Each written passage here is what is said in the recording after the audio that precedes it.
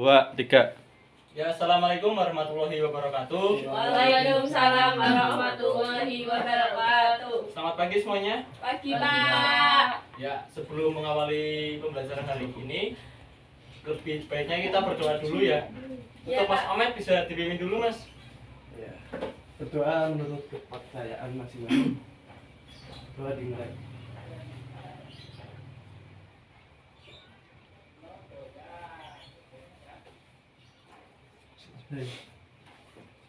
Ya, sebelum mulai pembelajaran kita absen dulu ya. David Ibrahim. Dir, Pak. Oh iya.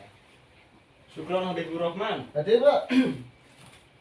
Terus Vicky Ainur Rohmah. Hadir Pak. Ya, terus yang terakhir Ayu Malia. Hadir Pak. Oh iya. Terus Setia Darmaji ada tidak? Sakit Pak. Oh sakit apa enggak? Nggak tahu Pak. Itu suratnya, Pak, itu. Oh iya Mas. Nah. Yang nganterin ya Mas? Ya. Oh iya. Iya. Nah, ya pada pertemuan kali ini kita akan sedikit mereview pembelajaran yang kemarin ya. Ada yang ingat materi yang kemarin apa? Teks eksplanasi Pak. Ya, teks eksplanasi.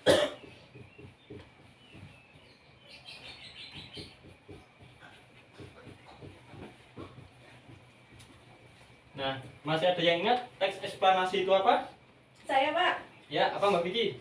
Teks eksplanasi adalah teks yang berisi tentang proses mengapa dan bagaimana kejadian-kejadian alam, sosial, ilmu pengetahuan, budaya, dan lainnya dapat terjadi. Nah, berarti dapat dikatakan teks eksplanasi adalah sebuah urutan kejadian ya, kejadian atau peristiwa yang terjadi di sekeliling kita. Nah, yang selanjutnya ada itu apa? Struktur teks eksplanasi. Ada yang bisa menyebutkan? Yang pertama itu apa? Pernyataan umum. Iya. Yang pertama pernyataan umum.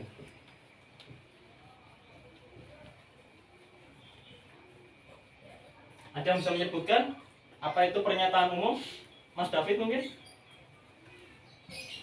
Iya, Pak. Di bagian pernyataan umum ini Ya. sebuah teks eksplanasi menjelaskan tentang gambaran umum fenomena atau peristiwa alam yang akan dibahas. Poinnya bisa mengangkat tentang proses bagaimana fenomena alam tersebut bisa terjadi. Iya, betul sekali. Lalu yang kedua, ada yang tahu untuk strukturnya? Urutan sebab akibat. Nah, sebab akibat. Apa itu Mas Omet sebab akibat?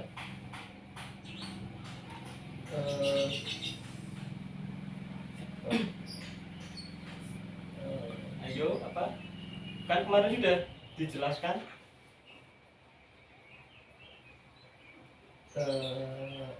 Apa ya, Pak ya? Oh iya, Mas David mungkin. Tahu, Pak. Menjelaskan tentang penyebab dan akibat yang ditimbulkan dari fenomena tersebut, Pak. Oh iya, penyebab dan akibat sebuah fenomena ya. Ya.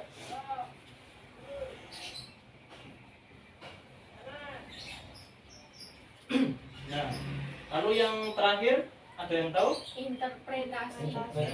Interpretasi.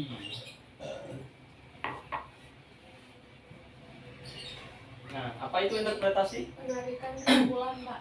Oke, penarikan kesimpulan.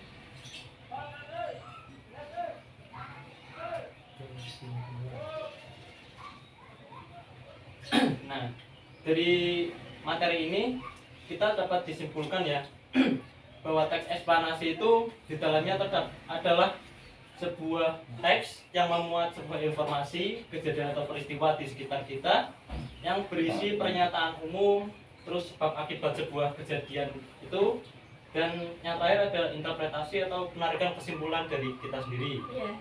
Nah, selanjutnya setelah ini ada unsur kebahasaannya apa saja? Mbak Vicky? Menggunakan kalimat pasif. Oh iya, sebentar. Satu, menggunakan kalimat pasif.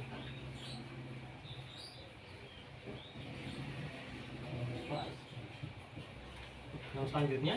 Menggunakan kondisi kasual dan waktu. Oke. Kondisi kasual. Kondisi Dan Waktu. Yang selanjutnya istilah ilmiah, terdapat istilah ilmiah. ya, istilah ilmiah.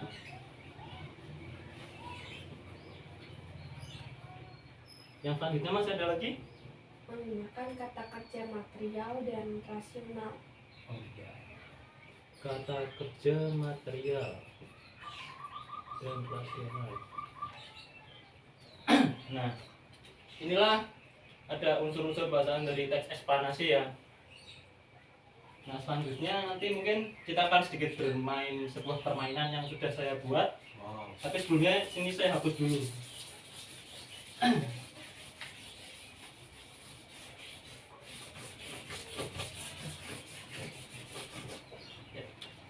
Mas David bisa tolong bantu pasang mas? Tolong ya mas.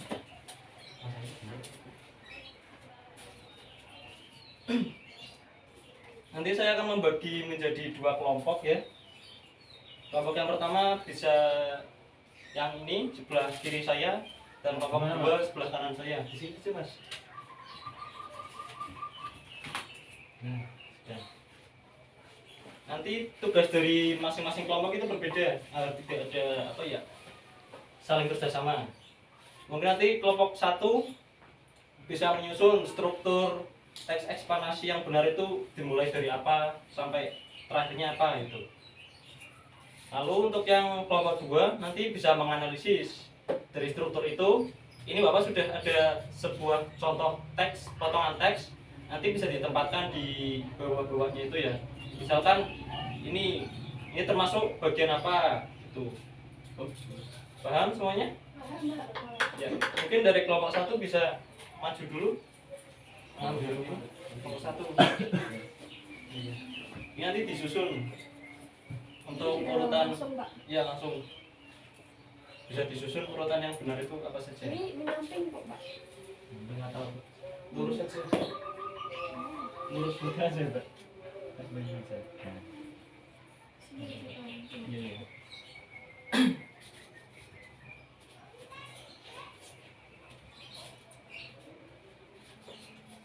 Mungkin ini kelompok 2 bisa sambil mengambil lalu apa ya, merembuk dulu ini termasuknya bagian apa. Silakan bisa didiskusikan dulu kalau merasa bingung gitu.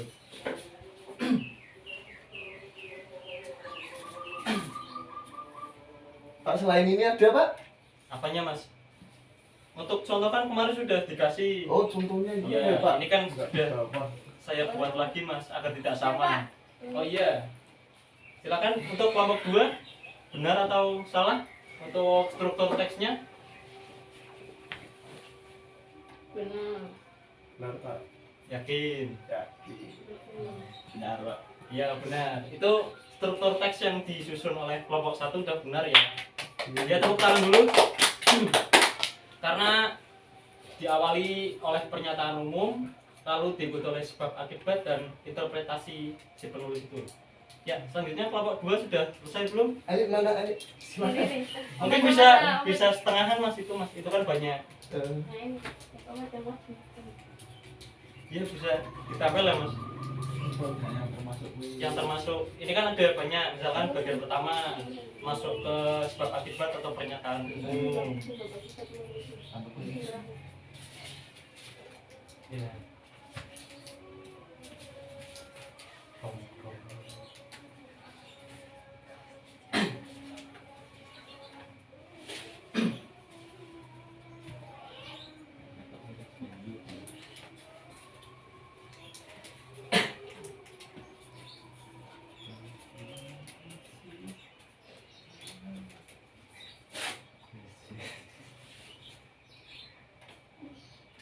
Bisa enggak mas? Ada anu Pak. Apa susah? Mungkin Mas David mau bantu itu mas? Kelompoknya aja, Pak. Oh kelompoknya iya. Oh udah bisa ternyata. Oh, udah bisa. Udah bisa.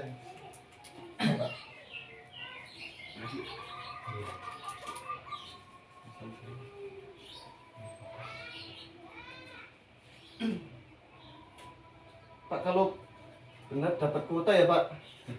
Khusus aku tuh, kelompok aku. Ya. Bisa di bawahnya mas kalau nggak cukup. Kuota aja 5.000 enggak apa-apa. Ini, Pak. Enggak tuh yang bisa buat belajar Pak. Ini, Kan Pak. kemarin juga kamu nggak masuk. Ya kan katanya mau belajar daring Pak. Aduh, gimana nih? Bisa enggak? Bisa nggak? Sabar. Bisa dong. Ya, Nah, bisa dibacakan sekilas mas. Yang contoh dari pernyataan umum itu seperti apa? Ya mungkin kelompoknya satunya. Contoh dari pernyataan umum itu yang bagaimana? Pernyataan umum yaitu kondisinya banjir. Mendengarkan kata banjir memang sudah tidak asing lagi terdengar di telinga kita. Banjir adalah fenomena alam yang bersumber dari curah hujan yang intensitas tinggi dan durasi lama pada daerah aliran sungai. Banjir terjadi karena sebab alam dan tidak tindakan manusia. Penyebab banjir alam banjir adalah erosi dan sedimentasi curah hujan, pengaruh fisiografi atau geofisik sungai, kapasitas sungai, geyser, lahan dan pengaruh air pasang. Penyebab banjir karena tindakan manusia adalah perubahan tata guna lahan, pembuangan sampah, kawasan padat penduduk di sepanjang sungai, dan kerusakan bangunan pengendali banjir. Itu pernyataan umumnya Pak. Oh iya. Jadi bisa kita simpulkan ya dari pernyataan umum ini. Ini kan tentang banjir. Iya. Nah, Pak. dari teks yang didapat itu menjelaskan banjir secara keseluruhan, gambaran Iya. umumnya. Terus yang sebab akibat bisa dibacakan Sebab saja. akibat yang pertama itu penyebab banjir karena faktor Faktor sosial. Yang kedua yaitu penyebab alami banjir. Nah, itu sebab akibat kan. Penyebab banjir itu di situ disebutkan ada dua penyebab. Kalau yang pertama ada faktor sosial, Yang dan kedua dua faktor alami. faktor alami. Terus untuk yang interpretasi, Interpretasinya itu pembuangan sampah di DAS membuat sungai tersumbat sampah. Jika air melimpah, air akan keluar dari sungai karena daya tampung saluran berkurang. Kawasan padat penduduk di sepanjang sungai atau drainase dapat menjadi penghambat aliran dan daya tampung sungai. Masalah kawasan kumuh dikenal sangat penting karena sebagai faktor sosial terdapat masalah banjir daerah perkotaan. Jadi Pak. ya, Benar Pak. benar. Terima kasih ya.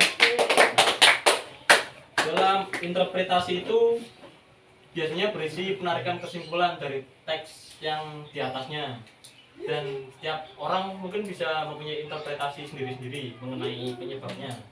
Nah, mungkin itu materi pada pertemuan kali ini. Untuk pertemuan selanjutnya nanti kita tugas saja untuk kelompok saja lagi. Nanti bisa mencari satu teks eksplanasi terus dianalisis seperti ini ya. Ya Pak. Pak.